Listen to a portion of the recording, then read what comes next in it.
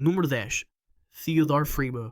No dia 31 de outubro de 1964, a NASA sofreu a sua primeira fatalidade de um astronauta, quando um jato T-38 se despenhou durante um voo de treino de rotina. O piloto era Theodore Freeman, um membro da terceira turma de astronautas selecionados para o crescente programa espacial americano. O que torna a sua morte particularmente inquietante foi a sua causa aleatória, quase banal, uma colisão com um ganso. Freeman estava a aproximar-se da aterragem na base aérea de Ellington, perto de Houston, quando a ave atingiu o para-brisas da aeronave. O impacto não o matou diretamente. Em vez disso, partiu o plexiglass em pequenos fragmentos que foram imediatamente sugados para a entrada do motor a jato. Em segundos, o motor falhou de forma catastrófica. Freeman tentou executar os procedimentos de emergência, mas não tinha altitude suficiente para recuperar. A aeronave embateu no solo a alta velocidade, matando-o instantaneamente. A cruel ironia da morte de Freeman reside na sua banalidade. Aqui estava um homem que tinha sobrevivido ao brutal processo de seleção para se tornar astronauta, escolhido entre milhares de pilotos militares de elite, submetido a testes físicos e psicológicos extremos e treinado para sobreviver nos ambientes mais hostis do espaço. No entanto, não foi morto pelo vácuo do espaço ou pelo fogo da reentrada, mas sim por uma ave migratória aleatória, a seguir padrões de voo ancestrais que antecedem a aviação humana em milhões de anos. A investigação da NASA revelou que o para-brisas do T-38, embora suficiente para impactos normais com aves, não tinha sido concebido para manter a integridade estrutural quando atingido exatamente no ângulo e velocidade que ocorreram. A agência modificou posteriormente as aeronaves de treino com para-brisas mais resistentes e ajustou as rotas de voo para evitar as conhecidas rotas de migração de aves. Freeman nunca chegou ao espaço. Morreu antes de ser designado por uma missão específica, com o seu potencial por cumprir. Sua morte serve como um triste lembrete de que, mesmo com todo o avanço tecnológico da humanidade, algo tão primitivo e imprevisível quanto a migração de pássaros ainda pode ceifar a vida de um viajante espacial de elite. Quantas outras coincidências cósmicas podem estar à espera daqueles que ousam romper os laços da Terra? Número 9. Elliot C. e Charles Bassett. Em 28 de fevereiro de 1966, um voo de rotina terminou em uma tragédia tão cruelmente irónica que parece quase calculada por alguma força cósmica malévola. Os astronautas Elliot C. e Charles Bassett, a tripulação principal da próxima missão Gemini 9, estavam a pilotar um jato T-38 até St. Louis para treinar num simulador da sua nave espacial.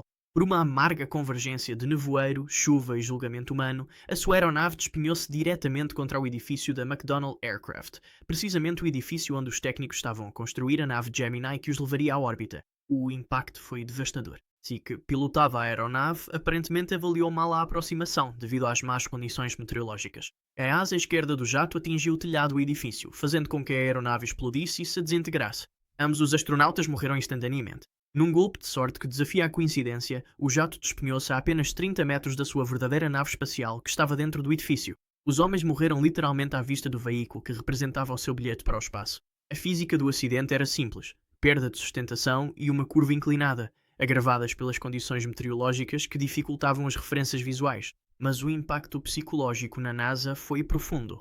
Pela primeira vez, astronautas designados morreram enquanto se preparavam para uma missão específica. Os seus substitutos Tom Stafford e Gene Cernan viriam a pilotar a Gemini 9 e mais tarde desempenhariam papéis cruciais no programa Apollo. Cernan acabaria por se tornar o último humano a caminhar na Lua. O que torna esta tragédia particularmente inquietante é a precisão da sua crueldade. De todos os edifícios em St. Louis, o jato deles atingiu precisamente aquele onde estava a sua nave espacial. De todas as partes daquele enorme edifício, colidiram perto da sua nave específica. Foi como se algum algoritmo cósmico tivesse calculado o desfecho mais irónico possível para dois homens que dedicaram a vida à conquista do espaço, apenas para morrerem a poucos metros do seu destino, sem nunca saírem da atmosfera terrestre. Número 8. Grigori Nerlomov. Em março de 1966, um homem atirou-se para a frente de um comboio numa pequena estação nos arredores de Moscovo. A sua morte teria sido apenas mais um suicídio trágico, não fosse um facto extraordinário. A vítima era Grigori Nerlomov, um dos cosmonautas soviéticos originais cuja existência tinha sido sistematicamente apagada da história. Morreu como um fantasma, tendo já sido removido da narrativa da exploração espacial ainda em vida. Nerlomov tinha sido em tempos um dos elementos da elite da União Soviética, um dos 20 cosmonautas originais selecionados para o programa espacial em 1960. Brilhante e carismático, era considerado um dos principais candidatos a ser o primeiro humano no espaço ou a realizar a primeira caminhada espacial. Os seus retratos oficiais de cosmonauta mostram um homem atraente, de olhar intenso e sorriso confiante, alguém destinado às estrelas e aos livros de história. Depois chegou o dia 27 de fevereiro de 1963. Após uma altercação com a segurança militar numa estação de comboios, envolvendo Nerlomov e outros dois cosmonautas, foi-lhes dada uma escolha: Ou os três pediam desculpa, ou todos enfrentariam as consequências. Os outros dois pediram desculpa. Nyalubov recusou. Em poucos dias foi expulso do corpo de cosmonautas, o seu nome apagado dos documentos oficiais, a sua imagem retocada nas fotografias. Num ambiente fortemente controlado dos mídias soviéticos, deixou simplesmente de existir. Despido de propósito e identidade, Nyalubov afundou-se no alcoolismo e na depressão.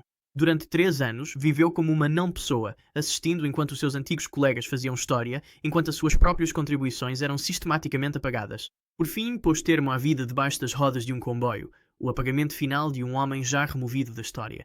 A sua existência permaneceu desconhecida no Ocidente até ao colapso da União Soviética, décadas mais tarde. Historiadores do espaço descobriram o seu nome em documentos desclassificados, revelando os cosmonautas que tinham sido eliminados da narrativa. Quantos outros como Nyalubov foram apagados da história, com as suas contribuições e sacrifícios esquecidos nas sombras entre as estrelas? Número 7. Michael Adams.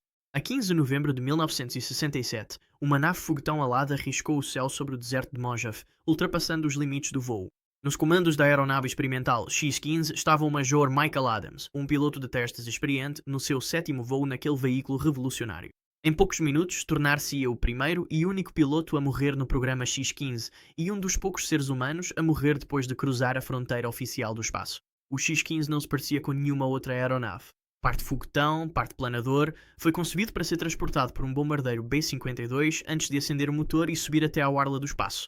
Nesta missão, o Adams atingiu uma altitude de 266 mil pés, mais de 80 km acima da Terra, qualificando-se oficialmente como voo espacial segundo os padrões dos Estados Unidos da América. Foi na difícil fase de regresso, enquanto viajava a Mach 5,2, que ocorreu o desastre. Uma avaria no sistema elétrico fez com que a aeronave entrasse em rotação a velocidades hipersónicas, sujeitando Adams a forças que nenhum ser humano tinha experimentado antes. Enquanto o X-15 rodopiava pela alta atmosfera, foi submetido a forças laterais de 15 G, suficientes para distorcer a percepção humana e causar perda momentânea de consciência. Quando Adams recuperou o controlo, a aeronave já tinha entrado numa descida a Mach 4,7. As forças aerodinâmicas destruíram o veículo, matando-o instantaneamente quando se desintegrou a 62 mil pés de altitude. A investigação revelou uma sucessão de falhas técnicas, combinadas com o fenómeno pouco compreendido da rotação hipersónica. Adams foi condecorado postumamente com as asas de astronauta, por ter cruzado a linha arbitrária que separa os viajantes do ar dos viajantes do espaço. A sua morte existe numa zona liminar, não sendo propriamente um acidente espacial, nem um desastre de aviação, mas algo singularmente intermédio que demonstrou a física implacável do voo extremo. Ao desafiar os limites entre o céu e o espaço, Adams descobriu a margem finíssima entre o triunfo e a catástrofe que todos os viajantes espaciais têm de enfrentar. Número 6. Valentin Bondarenko. A 23 de março de 1961, apenas algumas semanas antes do histórico primeiro voo espacial de Yuri Gagarin, um oficial da Força Aérea Soviética de 24 anos entrou numa câmara de pressão para aquilo que deveria ser um treino de rotina. Valentin Bondarenko estava a completar o último dia de uma experiência de isolamento de 10 dias, que testava como os humanos reagem a viver num ambiente selado com alto teor de oxigênio, semelhante às condições das primeiras naves espaciais.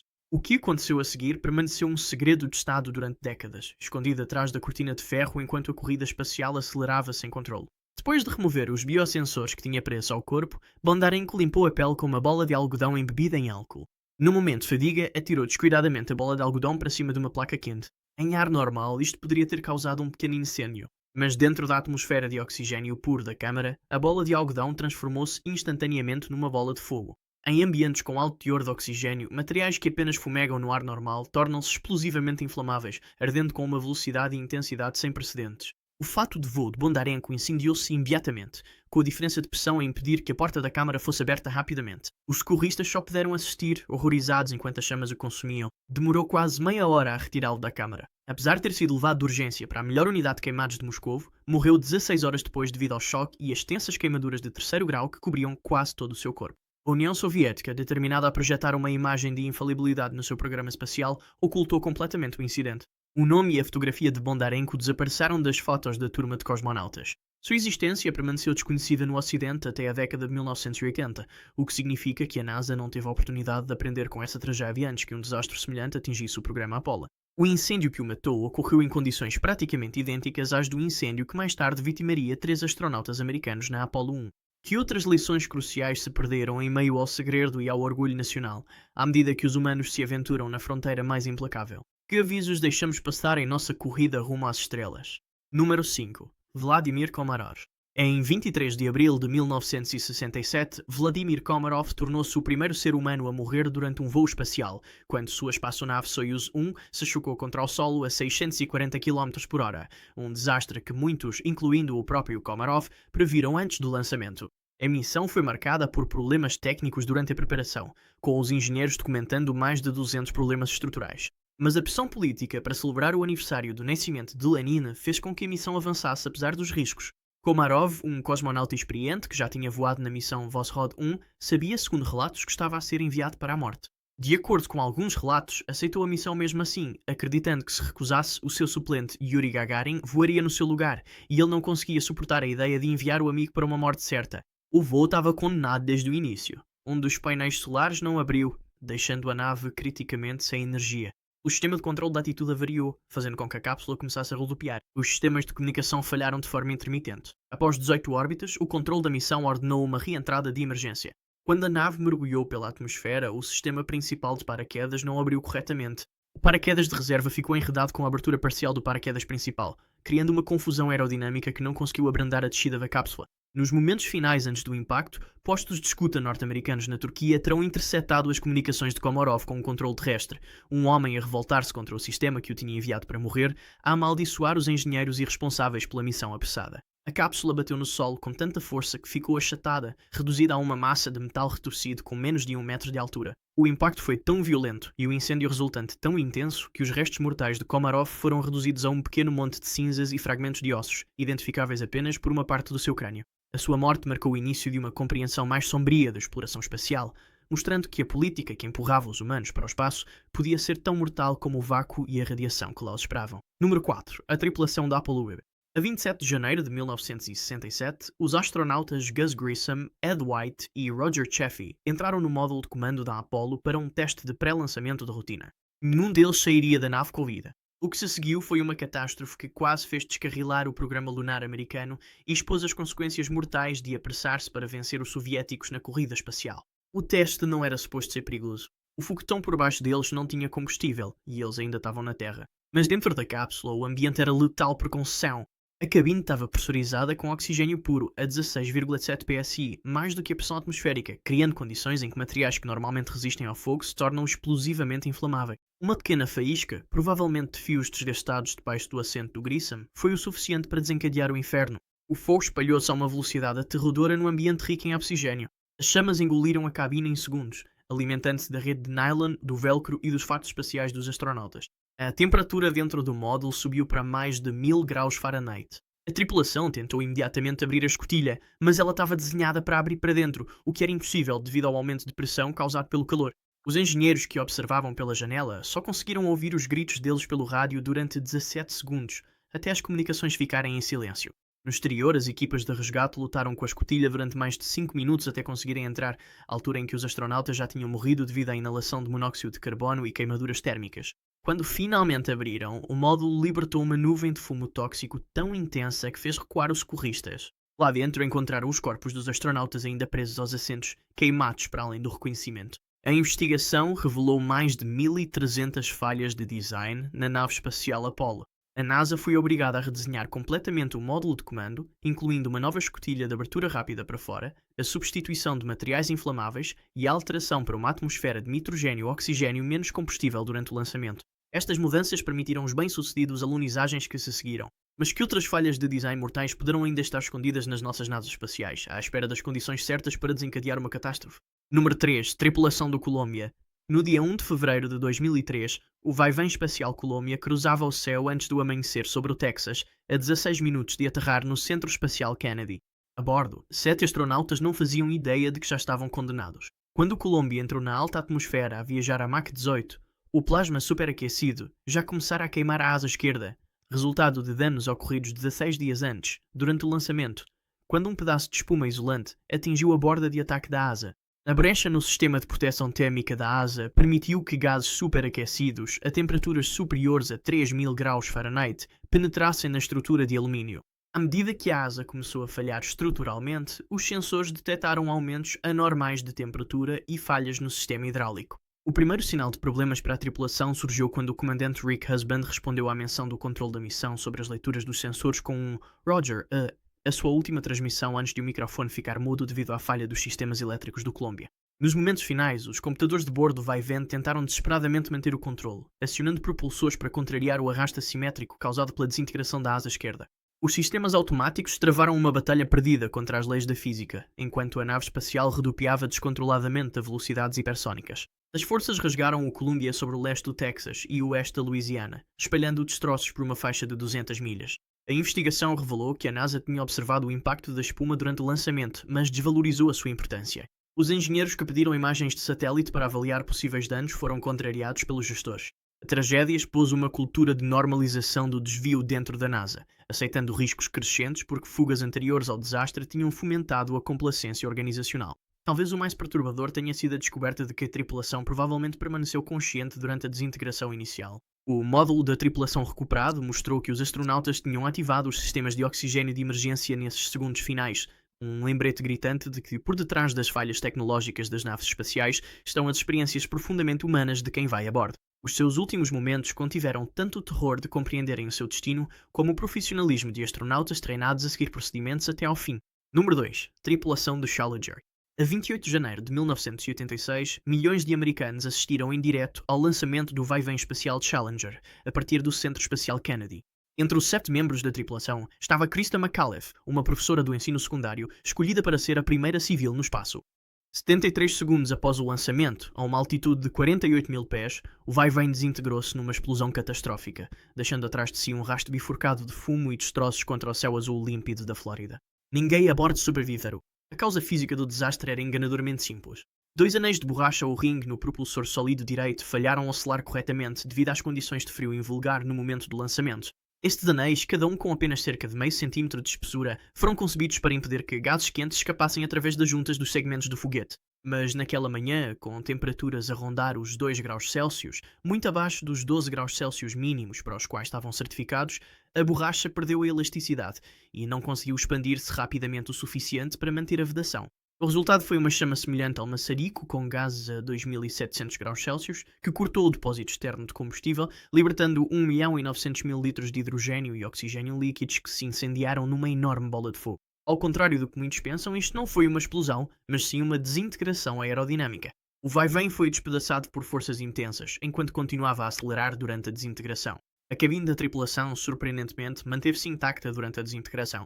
A recuperação da cabine do Oceano Atlântico revelou que pelo menos alguns membros da tripulação sobreviveram à desintegração inicial. Pacotes de oxigênio de emergência tinham sido ativados manualmente, o que sugere que permaneceram conscientes enquanto a cabine descrevia um arco pelo céu antes de embater na superfície do oceano a mais de 320 km/h, uma força que nenhum ser humano conseguiria sobreviver. A investigação expôs um processo de tomada de decisões falho na NASA, onde os avisos dos engenheiros sobre o desempenho dos O-rings em tempo frio foram ignorados devido à pressão da gestão para manter o calendário de lançamentos. A tragédia desenrolou-se em direto na televisão, destruindo a percepção americana de que os voos espaciais eram rotineiros e levantando uma questão arrepiante: quantos outros componentes aparentemente insignificantes nas nossas naves espaciais estarão silenciosamente à espera das condições certas para desencadear uma catástrofe? Número 1. Tripulação da Soyuz Spaz. A 30 de junho de 1971, a cápsula Soyuz 11, que transportava os cosmonautas Georgy Dobrovolsky, Vladislav Volkov e Viktor Patsayev, aterrou perfeitamente na estepe do Cazaquistão. As equipas de resgate correram para a nave, esperando saudar a tripulação triunfante que acabara de completar uma missão recorde de 23 dias a bordo da Salyut 1, a primeira estação espacial do mundo. Em vez disso, encontraram um cenário de imobilidade. Quando abriram a escotilha, os 3 cosmonautas estavam imóveis nos seus assentos, com manchas azul escuras no rosto e vestígios de sangue a sair do nariz e dos ouvidos. Tinham-se tornado as primeiras, e até agora únicas, pessoas a morrer no próprio espaço. A catástrofe ocorreu a 167 km acima da Terra, durante a separação do módulo de descida do módulo orbital. Uma válvula de ventilação de 12 mm abriu-se prematuramente, ficando exposta ao vácuo do espaço. A cabina despressurizou-se completamente em apenas 112 segundos. Ao contrário das naves espaciais modernas, a Soyuz 11 não exigia que os cosmonautas usassem fatos espaciais durante a entrada, uma decisão de design tomada para acomodar 3 cosmonautas na pequena cabine. Os homens não tinham qualquer proteção contra o vácuo. O exame forense revelou os seus desesperados momentos finais. Dobrovolsky permaneceu preso ao assento, mas os cintos de Volkov e Patsayev estavam parcialmente soltos, o que indica que tentaram localizar e fechar a válvula de ar. Os cosmonautas teriam permanecido conscientes durante cerca de 15 segundos enquanto o oxigênio desaparecia do seu sangue. A morte ocorreu por asfixia combinada com embolias gasosas fatais, à medida que o azoto dissolvido no sangue se transformava em bolhas, na ausência de pressão, uma condição que os mergulhadores conhecem como o debenze, mas que aqui ocorreu com uma rapidez e gravidade sem precedentes. Os sistemas automáticos, a funcionar perfeitamente, trouxeram os homens mortos de volta à casa, com a cápsula a executar uma sequência de reentrada impecável e a aterrar exatamente no alvo. A válvula que os matou era tão pequena que não fez qualquer som audível ao abrir, não lhes dando qualquer aviso antes de o vácuo invisível e inodoro lhes tirar a vida. As suas mortes levaram à obrigatoriedade do uso de fatos espaciais durante as fases críticas de todas as missões subsequentes, uma prática que se mantém até hoje. A tripulação da Soyuz 11 demonstra a verdade suprema das viagens espaciais. Num ambiente que não oferece segundas oportunidades, até as falhas mais pequenas podem, de forma silenciosa, eficiente e irreversível, apagar a vida humana. Se quiseres ver mais vídeos como este, clica no vídeo que está no ecrã agora e não te esqueças de subscrever.